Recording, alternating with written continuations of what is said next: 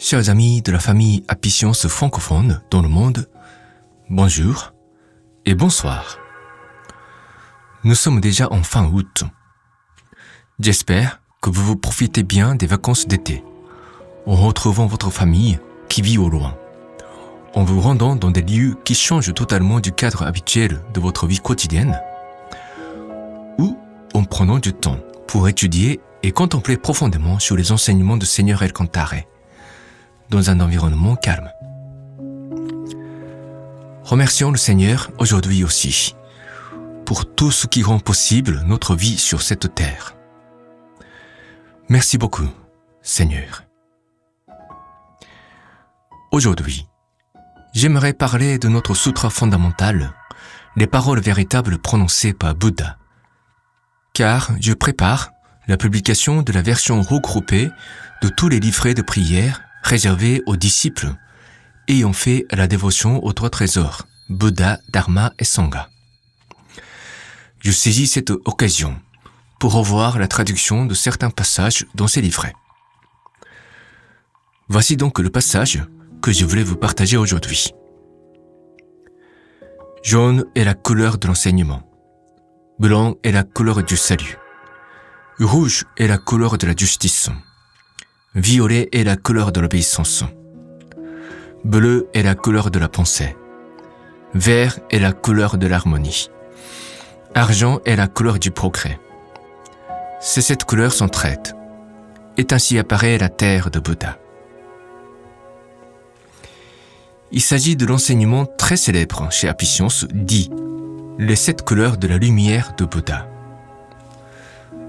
Cela me semble toujours un des piliers centraux dans les enseignements du Seigneur El Cantare, qui vise à réunir toutes les religions du monde et à mettre fin à tous les conflits religieux sur cette terre, parce qu'on y voit une vision du monde de Dieu qui est gérée non pas par un simple principe, mais par plusieurs principes représentés par ces couleurs, et avec des entités spirituelles élevées qui jouent leur rôle respectif dans le grand dessein du Seigneur, appelé dans le présent sutra la terre de Bouddha.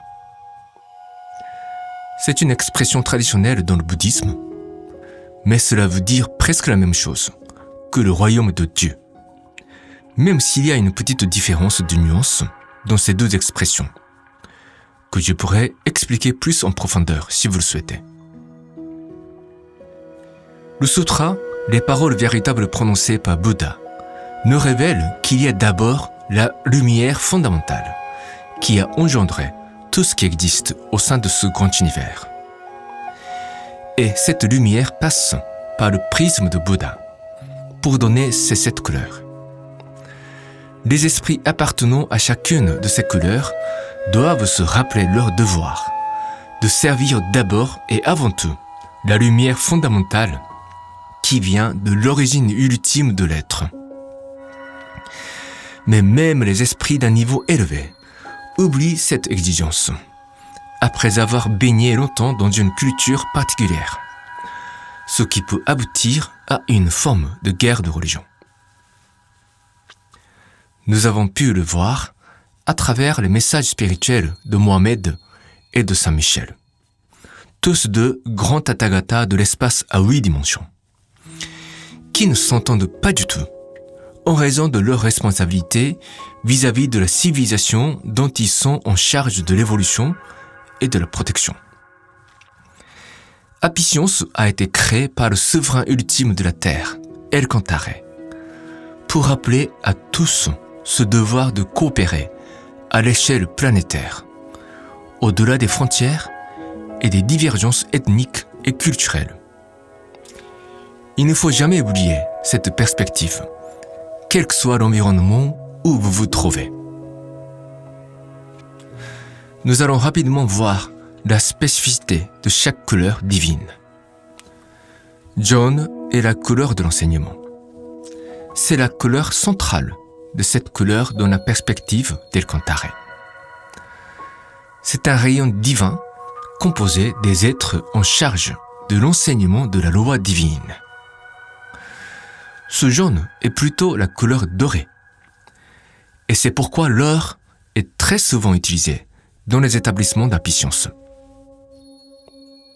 L'être au sommet du rayon jaune est le Bouddha Shakyamuni. Le blanc est la couleur du salut. C'est une couleur d'amour composée des êtres qui préfèrent être dans les actions salutaires. Ceux qui travaillent dans le domaine de la médecine sont aussi dans ce rayon de la couleur blanche, et c'est certainement pourquoi ils portent le plus souvent des costumes tout blancs.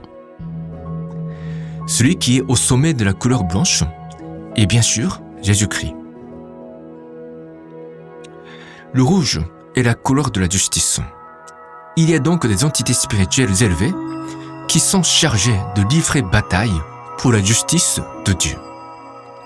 Même si Dieu est un être miséricordieux, qui aime tout ce qui existe, son amour peut être exprimé d'une manière sévère pour ne pas laisser ses enfants se corrompre et détruire le monde qu'il a créé. Celui qui se tient au sommet de ce rayon rouge est l'âme de Moïse. Le violet est la couleur de l'obéissance.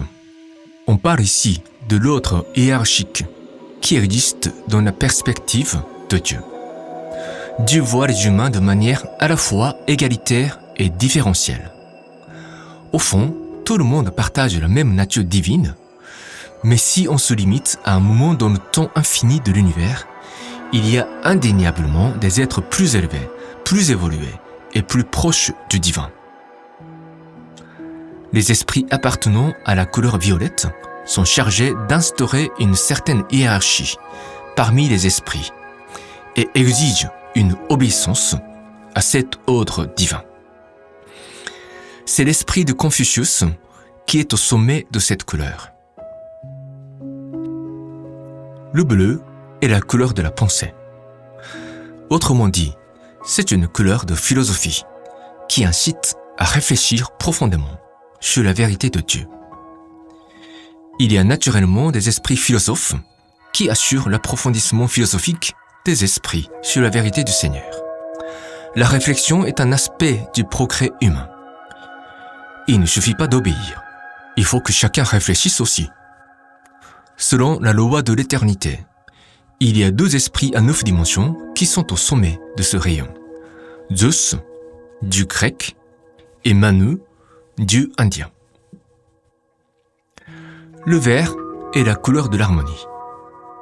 Il y a donc des esprits qui sont en charge de la création et du maintien de l'harmonie dans le monde. Beaucoup d'artistes et de musiciens appartiennent naturellement à cette couleur, quand leurs œuvres suscitent un sentiment de paix et d'harmonie. Zeus gère cette couleur avec l'esprit de Zoroastre, appartenant lui aussi au monde à 9 dimensions. Il y a bien sûr Lao Tzu, qui a une grande influence dans le rayon vert. Enfin, l'argent est la couleur du progrès. Ici, on parle du progrès scientifique et technologique. La science est aussi un aspect de la lumière de Dieu. C'est un message très important d'Apicience pour la société future. Apicience doit mettre fin au conflit entre la science, qui tend à devenir matérialiste, et la spiritualité, qui a tendance à mépriser les recherches scientifiques mondaines. Il y a donc des entités spirituelles élevées parmi les scientifiques et les chercheurs, au sommet desquels on trouve l'esprit de Newton, résidant dans le monde à 9 dimensions. Ces 7 couleurs se rassemblent pour s'entraider, pour qu'apparaisse la terre de Bouddha, où règne pleinement la lumière du Seigneur Alcantara. Voilà la perspective du monde prônée par Apicience. Il est donc intéressant de réfléchir à quel rayon de couleur votre âme appartiendrait dans le cadre de la quête de votre éveil. Parce que l'éveil, c'est connaître vous-même. C'est tout pour aujourd'hui. Passez une excellente fin août. Que la lumière du Seigneur Alcantara soit toujours présente dans la vie de tous les jours. Je prie pour le bonheur de chacun d'entre vous. Portez-vous bien, mes amis, et soyez heureux. À très bientôt.